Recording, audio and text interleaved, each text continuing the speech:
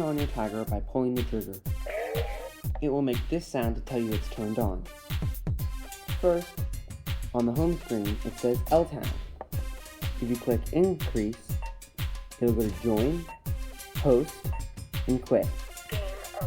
Quit turns off the tagger, and LTAG is just a basic, free-for-all, non-ranked laser tag game. If you want to start one of these games, either pull the trigger or press OK. There will be a 10-second counter. After saying T-minus 10 seconds, the game will start. Good luck. It wishes you good luck, and you're ready to start tagging. This game mode is compatible with the Grab and Go Laser Tag Phoenix LTX games. Unfortunately, there is no pre-programmed Grab and Go team games for the Laser Tag Team Ops. So the Laser Tag Team Ops, unless it's a hosted game, cannot join a Grab and Go team game.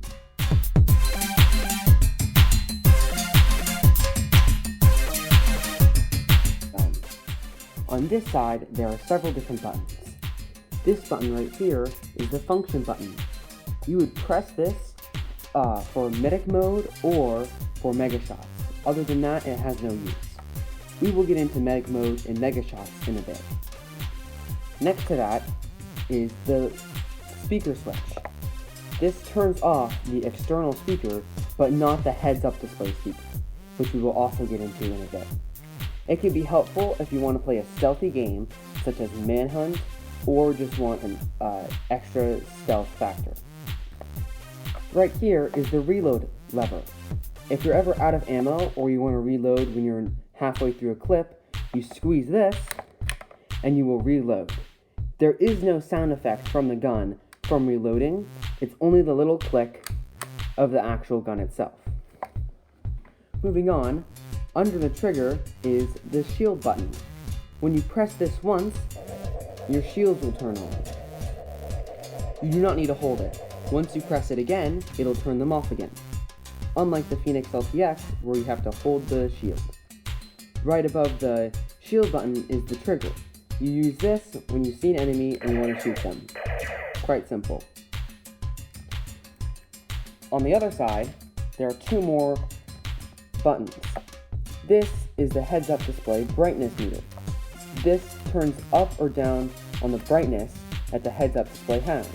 We will get into the heads-up display in a bit. And this is the indoor-outdoor switch.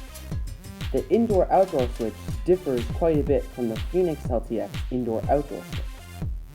On the Laser Tag Team Ops, indoor makes it so the actual laser coming out of the barrel is not as strong, while outdoor makes the laser more powerful. On the other hand, the Phoenix LTX on indoor mode makes the dome less sensitive, and on outdoor mode makes the dome more sensitive. Now to the top of the laser tag gun. These are the two barrels, the receiving one and the sending one. One receives infrared light and one sends infrared light. This is the accessory chest. You put a laser dot sight on there from the Laser Tag Team Ops brand if you want to have a laser dot sight on top. There is another laser dot sight accessory rack on the side. If you don't have a laser dot sight, there is two iron sights on the side of the gun that you could use to line up. They are quite inconvenient how they are on the side of the gun, but if you learn how to use them, you'll be much more accurate. In the bottom of the gun, there are two different ports, the heads-up display port and the Thunder Pack port. The heads-up display port connects to the wire of the heads-up display, and the Thunder Pack clips in right here. We will get into attachments in a bit. Now to the main controls. This is the LCD screen, and these are the different controls. Up arrow is incline, down is decline, OK is right here, cancel, second function is in the middle, and display is at the bottom. To join a game with the Laser Tag Team Ops, first turn on the tagger by pulling the trigger. Then press the up arrow from LTAG and go to join, then click OK. It'll say wait. Now you have to find another laser tag Team-Ops gun and connect to it. You must aim the barrel at the dome of the host, and then it will connect. It'll say in to tell you that you are connected. If it ever says find host, it means that you are wandering too far away or the signal is lost.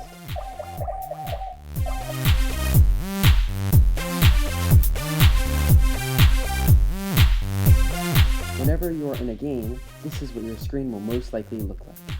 On the left are your tags. These will only go down when your last 10 tags are left. For example, if I have 15 tags and I get hit, this would stay the same. But if I have 10 tags and I get hit, it'll go down to only 9. On the other side is the ammo. That is how much ammo I have left in this clip. Every time I shoot, one of them goes down. When you're out of ammo, you have to squeeze the reload lever, and then it'll reload. At the very top is the time. This is how much time is left in the game before the game ends. Below that is 10, and then next to it mega. That's how many mega shots you have left. Mega shots are when you put multiple shots into one trigger pull. You load a mega shot by holding function and then pulling the trigger. You'll hear that sound to hear that a mega shot has been loaded. Currently, I have one mega shot loaded onto my next shot, meaning I have 2 shots in total for that mega shot. If I pull it again, now I have 3 on that next shot, 4, and it caps at 4. For the next trigger pull, whenever I shoot, it'll shoot 4 times, but I'll get overheated. It means I'll have 6 seconds of disability where I won't be able to shoot, raise my shields, but I still be able to be hit. You don't need to put all your mega shots on one shot, however, meaning you could have a 2-tag mega shot and have less overheat and less damage, or a 3-shot mega shot. And of course, you can have a 4-shot mega shot. You might run out of mega shots though, as you could either have unlimited or limited depending on which game you're in.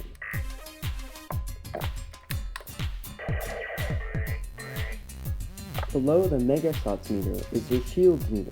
It tells you how many seconds left of shield you have in that game.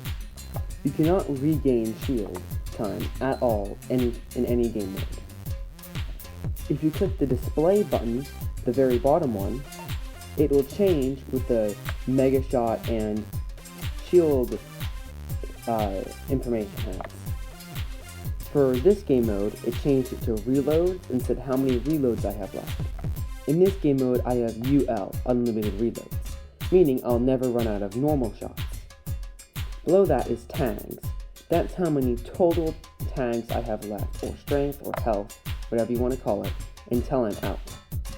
Unlike the Phoenix gun where you can only see your last 10 tags, you can see how many tags you have left in the entire game. If you click it again, display, you get to the next display image.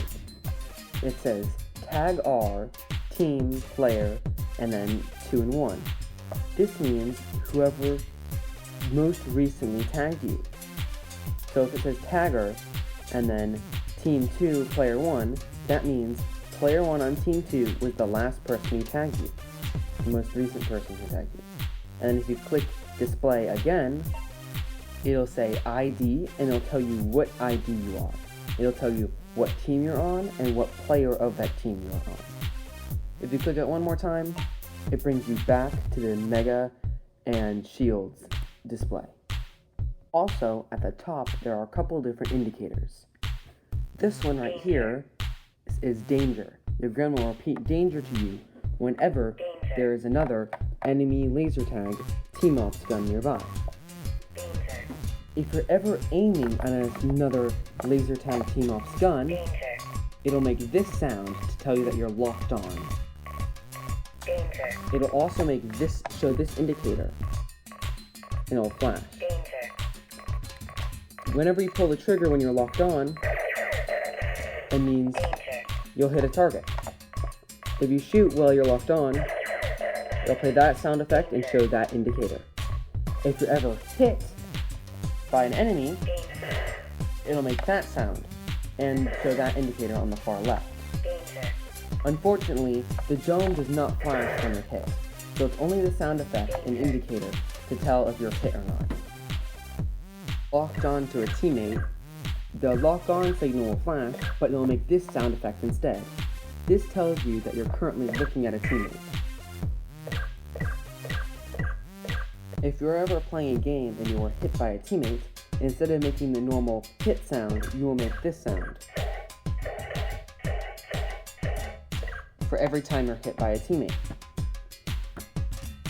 If team tags are on and you get hit by a teammate, your team's score will decrease, so make sure that you aren't shooting your teammates. If you ever shoot, even when you're locked on to a teammate, your gun will make this registering sound that you hit a teammate.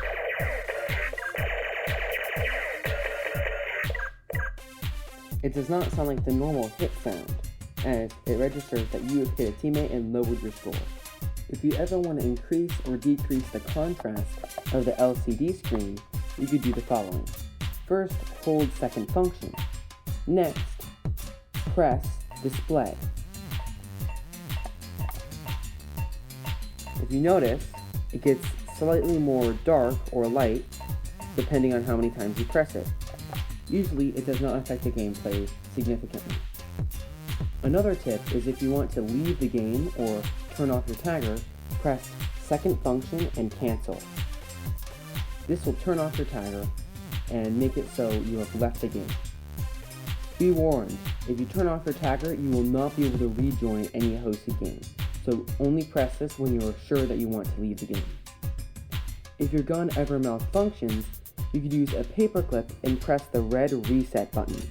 This resets the software of the laser tag gun and should solve any problems such as freezing or if it just glitches out.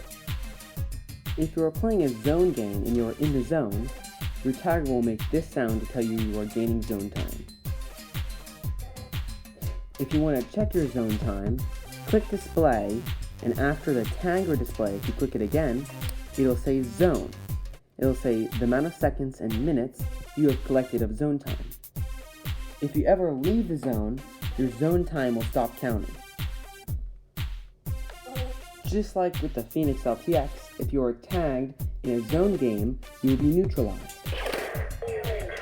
It'll say mute for 15 seconds. If you are within the zone, once the counter gets below 10 seconds, you will start rapidly taking tags, just like with the Phoenix. So make sure to get out of the zone once you're neutralized.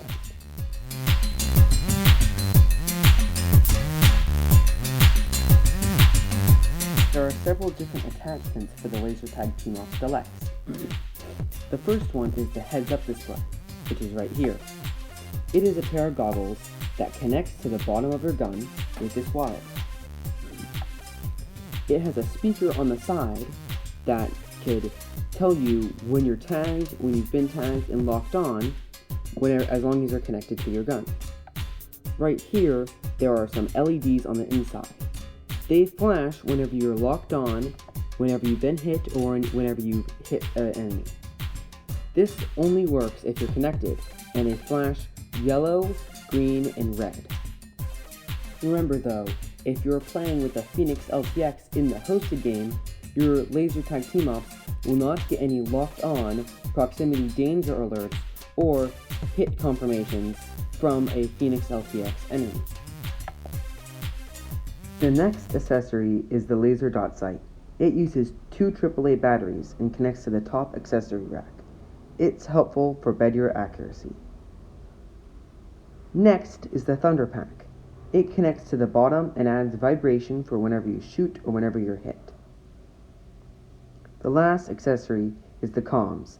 It's a 3-way radio that has an earpiece and is very helpful for the battle.